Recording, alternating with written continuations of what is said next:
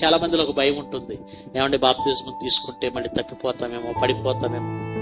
ఏమండి, పుట్టిన పిల్లాడు నడుస్తున్నప్పుడు తడబడతాడు, 2 అడుగులు వేస్తాడు, పడతాడు. నువ్వేం చేస్తావు? చెయ్యి పట్టి నిలబెట్టి నడిపిస్తావు. దేవుడు తండ్రి అండి, ప్రేమమయుడు. క్రీస్తులో అప్పుడే పుట్టిన నీవు తడబడినా, తప్పటడుగులేసినా ఆయన నిలబెడతాడు. జాలి కలిగిన వాడు. కాలం గడిచే కొద్ది నువ్వు స్ట్రాంగ్ అవ్వాలి.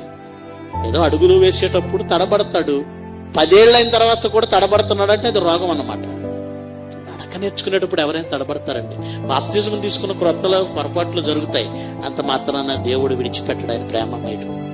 కనుక వాళ్ళెవరో దేవుడిలోకి వచ్చి సరిగా బ్రతకలేదు, వాళ్ళు తప్పిపోయారు. వాళ్ళని చూసి మేము కూడా తప్పిపోతామేమో అని బాప్తిజం తీసుకోకుండా జీవితం అంతా అలా ఎదురు చూసేవాళ్ళు ఉంటారు చాలా మంది. అది తప్పే. వాళ్ళెవరో తప్పిపోతే నువ్వు తప్పిపోవాలని ఉందా? దేవుడి కోసం వాళ్ళెవరో బ్రతకలేదు, ఫెయిల్ అయ్యారు. నువ్వు కూడా ఫెయిల్ అవ్వాలని గ్యారంటీ ఉందా?